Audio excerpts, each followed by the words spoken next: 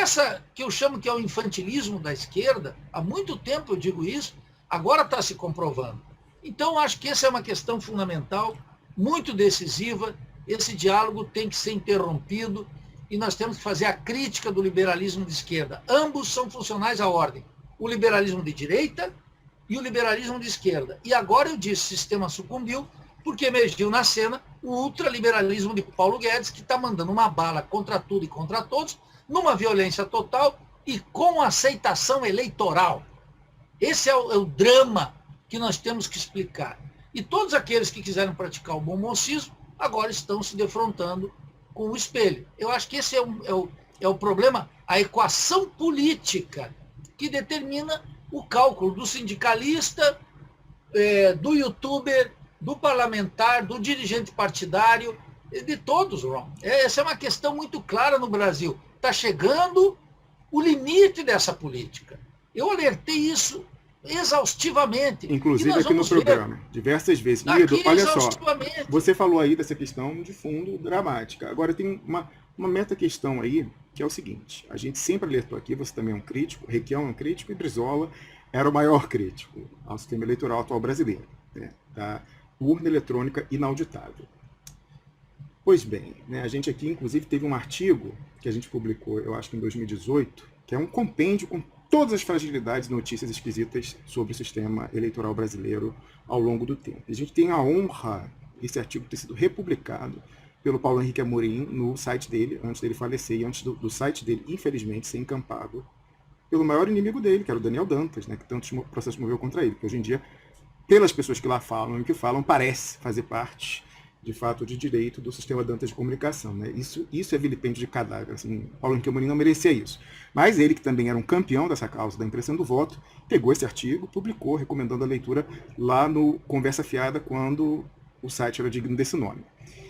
E, Nildo, eu devo falar o seguinte, né? Aqui a gente olhou aquela história esquisitíssima de Roberto Requião não voltar no Senado, né, com uma votação que era uma fração da votação obtida na soma por todo mundo que apoiava ele naquela eleição, outros resultados esquisitos em 2018, e eu devo dizer o seguinte, recentemente, com entendimentos que eu tive de pessoas que foram atrás disso, né, investigando, em mais de uma capacidade no Estado, eu saí muito reforçado da minha desconfiança com relação ao sistema eleitoral brasileiro, no sentido de que o sistema bota quem quer e tira também quem quer.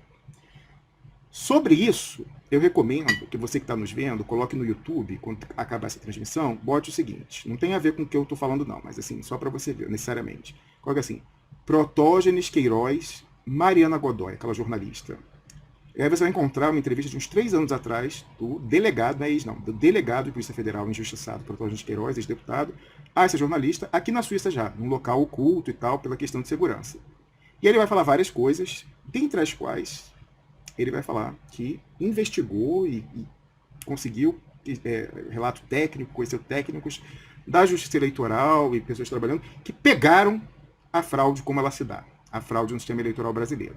Então, consegui identificar um dos fraudadores, denuncia isso ao Ministério Público Regional Eleitoral. Ele admite a fraude? Ele admite a fraude foi feita pela empresa na época em ambiente da Diebold, que é a empresa que fabrica as urnas eletrônicas, que é responsável pelo software das urnas eletrônicas. Ele é um dos técnicos engenheiros operacionais, é um técnico de Osasco, inclusive, e ele falou em detalhes como fraudou a minha eleição e como fraudou outras eleições.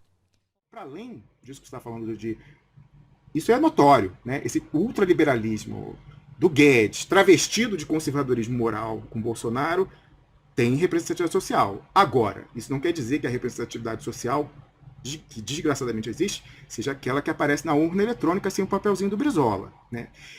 Em cuja justiça eleitoral senta como presidente Luiz Roberto Barroso, que tem que explicar ainda qual a origem dos 2,5 milhões remetidos via CC5. Então, para piorar o que já é péssimo, que é essa representatividade social do ultraliberalismo travestido de conservadorismo moral, comportamental, ainda ninguém tem como saber o que vai sair da maquininha, né? Então, realmente, a gente está numa quadra muito complicada em que se alguém tinha alguma ilusão com relação à disputa da nacionalidade, depois das conversas que eu tive recentemente, assim, essa pessoa ainda está assim, muito no wishful thinking. Eu acho que temos que superar claramente essa visão da política resumida à urna e com os perigos da urna eletrônica.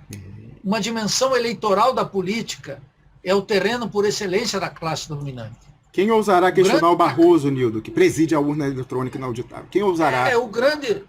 E tudo isso nós não experimentamos. Eu vi a urna eletrônica no sistema venezuelano paralelo com o sistema da tinta e da apuração física. Ninguém tocou nisso. E esse protofascista que está aí, ele ficava falando nisso, mas agora silencia sobre isso. Eu coloquei sempre que o melhor sistema de apuração é o venezuelano. Eletrônico e físico junto. Dá para auditar e foi implementado por Hugo Chávez na Venezuela. Eu acho que é isso. E na próxima terça-feira quero fazer aqui a crítica do programa do PT. Quero dar um grande abraço a todos os expressionautas, aqueles que saudaram a minha presença aqui, aqueles que criticaram também, e a você, Ron. Portanto, não há que vacilar. Firmeza, adiante, e à esquerda, sempre. É isso aí. Nildo, um abraço para você. Mais uma vez eu agradeço a atitude pessoal, agradeço em nome do meio e agradeço certamente em nome de toda a comunidade pela sua solidariedade na semana passada, por você ter vindo aqui mais uma vez e não fugirar.